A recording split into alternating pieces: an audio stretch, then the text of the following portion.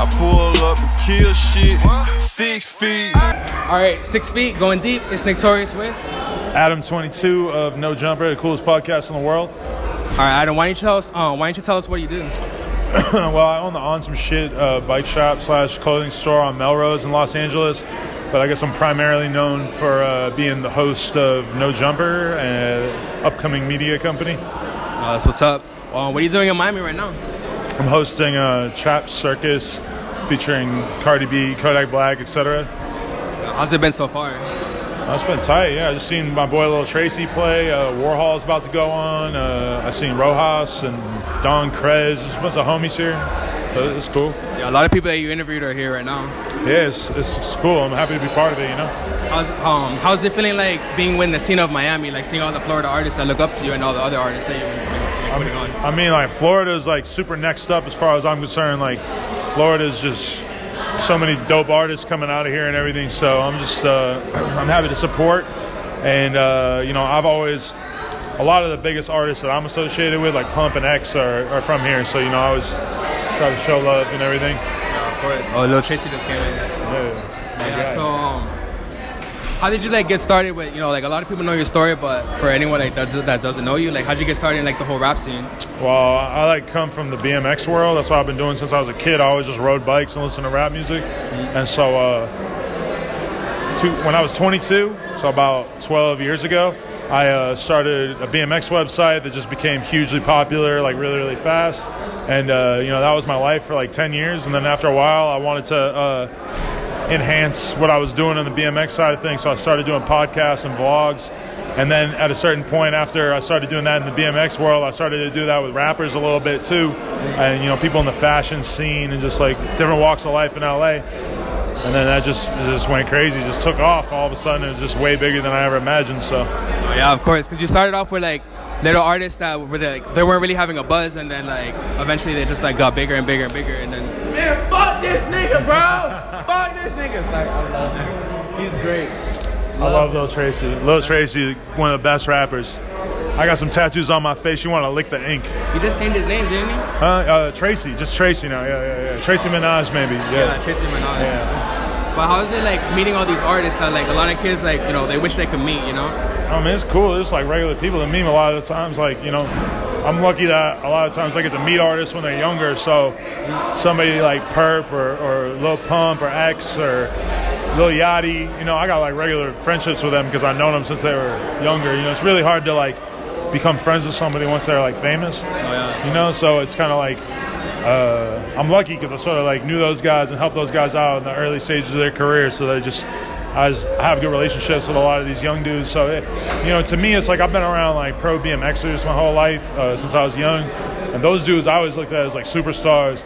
But at the same time, I was just on a friendly level with them. I'd be in the van with them, chilling, smoking, feet stinking, whatever. So it's like, you know, with rappers, it's like they might have 5 million followers instead of, you know, 50,000 followers. But it's, you know, that ain't really that big a difference to me. Of course. What is like some of your criteria for like interviewing artists?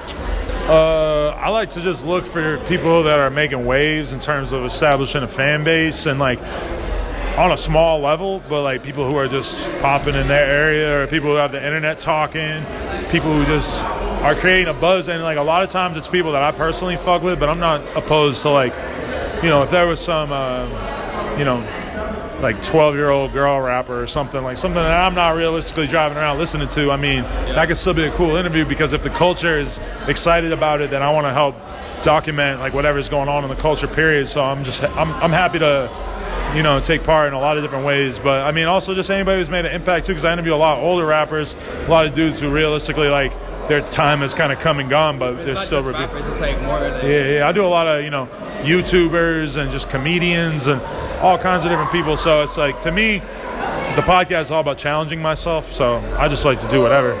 Do you feel like with this net neutrality like going on that you'll feel like you'll continue doing YouTube? Yeah, I mean, I'll be honest, I don't know that much about all that shit, but definitely the net neutrality shit, we gotta veto that shit. Lean on your local congressman. I see a lot of memes on your account, bro. Man, I didn't make those memes. Those are my employees, but they going hard on that shit. Yeah. It's not just you on the account? Nah, No Jumper Twitter is a bunch of people. different people making memes and all kinds of crazy shit. I got people editing for me now, so I get a disproportionate amount of the credit for the stuff that comes out of No Jumper, but you know, I got a team behind me too. So when inspired the No Jumper and the artist exposed? Man, I just wanted to do content of artists that could go beyond just podcasts, because a lot of times you know, doing like a 45-minute interview with somebody or an hour-and-a-half long interview is kind of, that's a lot. You know, that takes, it's a lot of stress on me. It's a lot of preparation. And sometimes I'm looking at artists, like the first one we ever did was with my man Bandman Far. He's a good friend of mine, and I like his music a lot, but at the same time, like, I thought people would be kind of more open to like a fun 10-minute video rather than a long-ass hour-long interview. Being that he's a brand new artist, I wanted to have a way to fuck with brand new artists, even though the podcast, to me, sometimes I feel like I want it to be for people who are a little bit more developed. So we're just doing both, just rocking with it, seeing how it goes, you know? Yeah, because I do see, like, a lot of, like, whenever I try to show your videos to people, they always say, like, damn, that video's like an hour long, you know? So now doing the exposed thing, it sort of, like, sets the bar a little bit lower, so that, like, somebody who's kind of more of a casual fan might, like, you know, we just put out the Lil Xan exposed. It got 2 million views in like a week. I saw on Instagram it did even more. Like, yeah, so like going crazy. Yeah, you know, that's just, I don't know. It's just like, it's all different types of content. Like, I'll do a Lil Xan podcast too, and I bet that'll do a ton of views too. But at the same time, I want to make stuff that's fulfilling all the different needs that people have. So, you know. What about your other channel with the vlogs? Like, why did you decide to switch the No Jumper from the vlogs to the interviews? Like, I'm really trying to turn No Jumper into like a real kind of modern media company in a sense that has, you know, like represents a lot of different voices from all different people, like more diverse than just having it be me, be the face of it. So with the exposed thing, that's a step in the right direction in terms of the fact that we're doing video content that I'm not on stage or I'm not on camera for. But from there, we're going to keep developing more content and bringing more people on. So, you know, separating it and like having my own channel, that's more like just a way for me to do the vlog thing, which I enjoy doing without having to sort of like taint the content on my main channel, you know? Yeah, because you get a lot of like different criticism, like why is this on here and this, like... Yeah, I just want to make make the No Jumper channel more focused, so... Yeah. Also, Lil Tracy has a romantic crush on me. I just want to throw that out there. Sorry, Tracy. Tracy. Yeah. How are you doing, Tracy? I'm good, man. How are you? I like those clout goggles. I bought them off a fan. Yeah? I just buy shit from the fans. Sorry, what was your like reception like when people saw that you were here?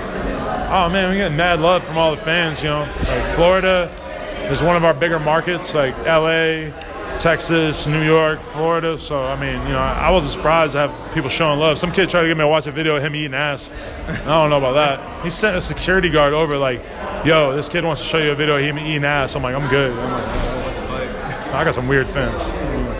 Well, you have fans from all over, but like, what do you think is like separates Miami from like other like different like states, like, you know, Chicago or Atlanta? Or, you know, every different area's got different perspectives. So when you look at like Pump and X, Smoke Perp, all these dudes coming out of Florida, it's like they're like more weird like internet kids who grew up in little cities, you know. And it's like it's kind of different than when you're looking at Chief Keef. It's like he grew up with a different experience growing up. So I mean, it's just showing all walks of life. You got all these creative-ass kids coming out of Florida. It's a little different than what might be coming out of Chicago, but it's still dope, you know? Yeah, of course. What about like all the metalcore kind of like Ghostman and like different like metal-inspired like music? You know, I support all that shit too. Ghostman's fire. I fuck with Suicide Boys and all that whole scene. Weird. I don't know if that's even a different scene, but like. Because I know you still go to like different. I know you still go to like different like metal shows and like underground shows, right? Like hardcore. Yeah, I just like going out and taking part in the culture in general, you know. So for me, I mean, all that stuff's dope. I like what Ghostman's doing. It might not be what I drive around listening to every day, but I did an interview with him and I fuck with him and I support him, everything he's got going. I mean, that to me is that's like the great thing about rap now, is just that you could have somebody like him who's completely different than anything else out there. It sounds nothing like anything on the radio or whatever, and it's still dope, you know? No, of course.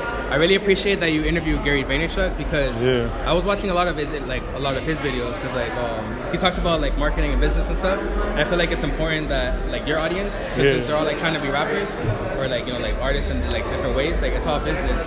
So I'm like glad that you brought someone like that into your interviews. Yeah, it was tight. You know, I'm into what he does. I respect him as a businessman. So I was hyped to get to do an interview with him because I feel like he's done so many interviews that I was happy to just have him into my world and just sort of ask him a bunch of random shit and talk about smoking blunts and fucking banging girls and shit. He's like a straight edge kind of guy. Yeah, he is straight edge. That's like, you know, that's his wave. But, you know, I fuck with him. Oh, yeah. One thing I like about your interviews as well is that, like, you let the artist speak.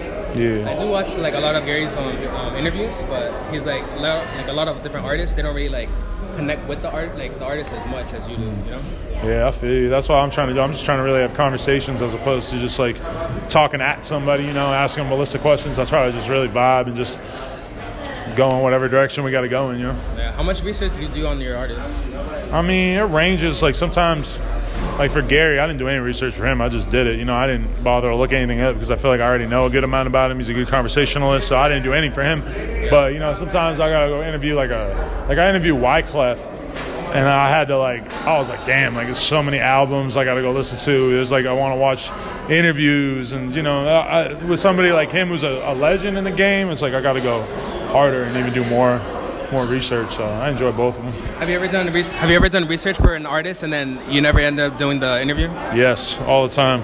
I feel like that's like a jinx in the interviewers. To me, the jinx is when I talk about it publicly because I had that happen a lot to me last year where I would be like, yo, I got a Danny Brown interview tonight, and then he would bail on me, and then I'd be like, fuck, like I just got my audience all hyped up for it and shit, and then somebody just flakes off for 6 months or whatever. It's like, you know. Just to keep it low-key? I try not to announce it too tough, yeah, but, you know, it is what it is. As I get bigger, it's easier to get interviews too, so it is what it is, you know. What about like the different image that you have on your channel? Because you do promote like smoking weed and stuff. Like, well, not promote it, but like you show a lot of that stuff. How do you feel that's gonna affect like in the long term, like about like getting more ads and stuff? I mean, my channel is just about being me, so I really could give a fuck less about getting ads or anything like that. I'm showing weed, Xanax, Coke, whatever. It's just if that's the life. Well, Tracy did Coke on his podcast. That ain't brand friendly, but I really don't give a fuck because that's how he's living. So it is what it is to me. I mean, I don't necessarily promote it, but I speak honestly about it, and I mean, it is what it is, you know. Of course. What kind of underwear are you wearing right now? Polo Ralph Lauren, but I'm sponsored by Me Undies, so I should probably switch it up. Yeah. So, last question. Where do you see the interview like the podcast like going in the future? Man, we're just gonna keep building out the YouTube channel, making it the most fire media company, like the Source or XXL used to be or whatever. World Star. I'm coming for that title. So, you know, I fuck with World Star. Like those are my friends now, but you know, I want to compete. I want to be in the game. I want people to talk about No Jumper in the same conversation that they talk about all these crazy media companies that I grew up looking up to. So, you know, I'm just trying to hustle and get up there. You know, I ain't saying we're gonna be better than World Star. I just want to be in the conversation. You know, so I'm just grinding. You know, like your channel's grown a lot since like when you first started. So what about like any advice that you want to give to anyone that's starting out right now? My advice is just do what you're interested in and just learn. It's like No Jumper all just came from me wanting to learn and just figure out what's going on out there. So I don't know, if you're interested in something, just chase after that shit. Also, Lil Tracy, greatest SoundCloud rapper of all time. Greatest MySpace rapper. Greatest MySpace rapper of all time. Hey, I'm doing an interview. Look. Hey, 6 feet. It is what it is. Lil Tracy keeps creeping up, rubbing my bald head and stuff. I told him I want him to do a line of coke off my head for a Vine or something. Not Vine, but done yet? Not yet. But I'm ready. I want to have a stripe on there. A goddamn fucking. I want an anaconda on my dome and his nostril just whoosh. I don't do coke, so I can't do it. But you know. All right. Hey, where can they find this interview? At 6 Feet Interviews on Instagram. 6 Feet YouTube. 6 feet. All right. Cool. 6FT like a shirt. Okay. Hey, all right. Man, everybody check that out. Gang. All right. I was gonna ask where they can find you at, or anyone you want to shout out. My Twitter, my Instagram, Adam22. My YouTube channel is Adam22 Forever. Is youtube.com/Adam22 Forever. And No Jumper, youtube.com/No Jumper. And hey, it is what it is. Snapchat, Adam22 ho. Is there any like last words that you want to say like to Lil Peep? Damn, rest in peace, Lil Peep. That was one of the greatest from this scene, and could have gone a lot farther. All I got to say, everybody out there, is just live a little less recklessly. Be careful with your bodies and what you're putting in your body in particular, because it's not worth it. I know a lot of rappers will just take any drugs that a fan give them, and it's a scary way to live. So be careful out there. You never know what's in them. Yeah, so it's been 6 feet with one and only Adam22. No jumping.